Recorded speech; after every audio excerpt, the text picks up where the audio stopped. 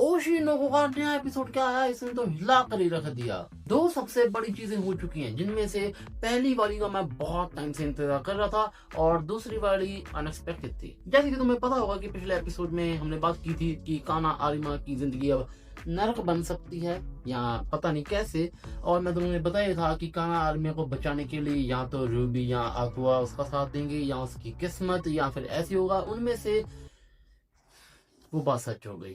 Ruby और aqua सोचते हैं कि काना की मदद करते हैं और उनमें से aqua एक लेता है स्टेप जो बहुत ही ज्यादा कठिन होता है। वो ही कहते होते हैं ना कि अगर तुमको कुछ चाहिए तो सैक्रिफाइस तो करना पड़ेगा। आरिमा काना के मेट्रो को थोड़ा सा दबाने के लिए वो क्या करता है, दूसरे जो मेट्रो होता है दूसरा उसको एस्केलेट कर देता है। आई होशिना या फिर पता नहीं क्या होता है, उसकी नेशनल टेलीविजन पे खबर चलवा देता है कि हाँ जी आई होशिनो के दो बच्चे हैं, ट्विंस। और वो कौन है, रूबी एंड aqua। और बाद में वही सब कुछ वैलिड से हमको वो रिएक्शंस दिखाए जाते हैं लोगों के, पब्लिक के, जिससे हाँ काना को थोड़ी सी मदद तो मिली, जिससे उसका जो खबर चल रही थी वो बहुत ज्यादा फैल रही थी वो थोड़ी सी दबी। बट aqua एंड रूबी को सेक्रीफाइस देना पड़ा, इवन दो ये रूबी के खिलाफ था क्योंकि उसको पता ही नहीं। aqua ने खुद ही स्टेप ले लिया कि मैं कर दूंगा, तू टेंशन मत ले। और रूबी को दिखाया जाता है जब वो चलती जा रही होती है और वो बिग स्क्रीन पे देखती है अपनी मदर को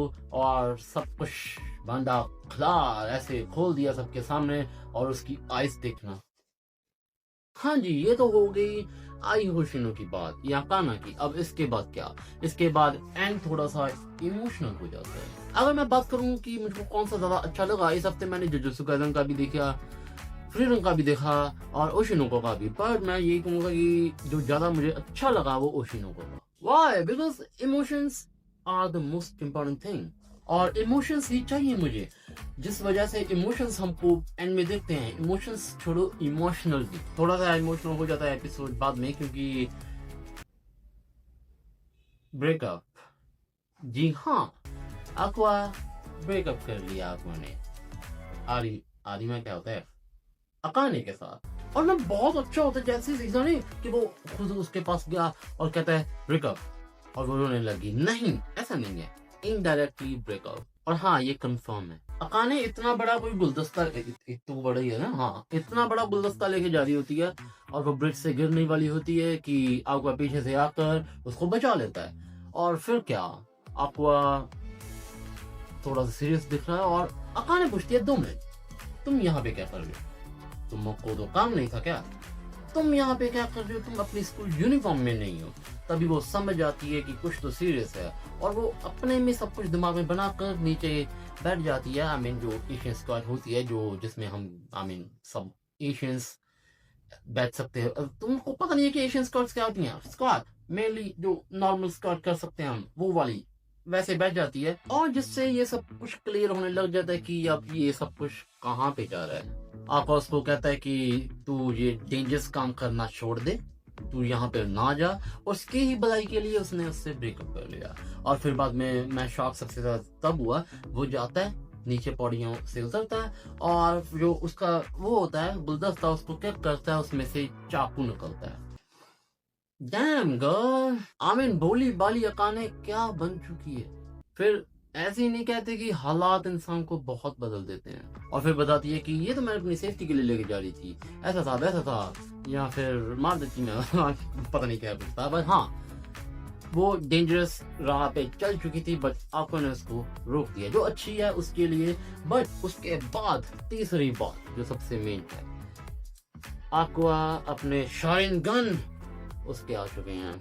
शारिंगन क्यों कह रहा हूँ मैं, पहले एक आंख में था, पता नहीं ये राइट वाली में था कि लेफ्ट वाली में, बट अब दोनों में आ चुका है। अब वो लास्ट सीन के साथ एपिसोड खत्म। अब यहाँ से शुरू हो रहा है ओशिनोको, क्योंकि अब मैटर और भी ज्यादा सीरियस होने वाला है। और हाँ तुम ध्यान देना, ओपनिंग फर्स्ट देखना, फिर सेकंड देखना, थर्ड देखना, सीजन की बात कर रहा हूँ, उसमें देखना कि सीजन 1 की ओपनिंग बहुत ही कूल चिल, सीजन 2 की थोड़ा सा हमको कॉन्टेक्स्ट दिखाया जाता है, थोड़ा सा डार्क होती है, but opening third, oh my God. Opening को ध्यान से सुनना और ध्यान से देखना किस तरफ जा रही है। डार्क से वो डार्केस्ट हो चुकी है। अब पता नहीं सीजन 4 में क्या करेंगे ये। ये यही बता रहे हैं कि हर एक ओपनिंग का मतलब यही है कि सीजन डार्क डार्क डार्क होते जा रहे हैं। अब देखते हैं एपिसोड 8 में क्या होगा। और मैं चला बैटल थ्रू द हेवंस का सीजन 5 देखने। हाँ जी, तो ये मैं अनाउंस कर देता हूँ, मैंने बैटल थ्रू द हेवंस देखना पिछले साल से शुरू किया था और अब मैंने सीजन 4 को कंप्लीट करके सीजन 5 पे आ चुका हूँ। 3 ईयर एनिवर्सरी क्यों कह रहा हूँ, 3 ईयर एग्रीमेंट को मैंने देखा और भाई क्या ब्रो, 3 ईयर एग्रीमेंट लिटरली इतना ब्यूटीफुल सीजन गया ना, ये इतनी ब्यूटीफुल आर्क थी, मजा आ गया। इसमें सब कुछ देखेगा तुम्हें, खास करके तुमको रिवेंज और एक्शन तो भर भर के दिखेगा। और यही मैं अब सीजन 5 पे आ चुका हूँ, शुरुआती के 5-6 एपिसोड्स पे हूँ। अब बहुत एपिसोड्स हैं इसलिए मैं दिन में एक एपिसोड ही देखता हूँ। अब शायद मन कर रहा है कि टाइम देखूं तो आधा घंटा पड़ा है अभी, तो आई थिंक मैं दूसरा एपिसोड भी देख सकता हूँ आज का। तो ठीक है, बाय।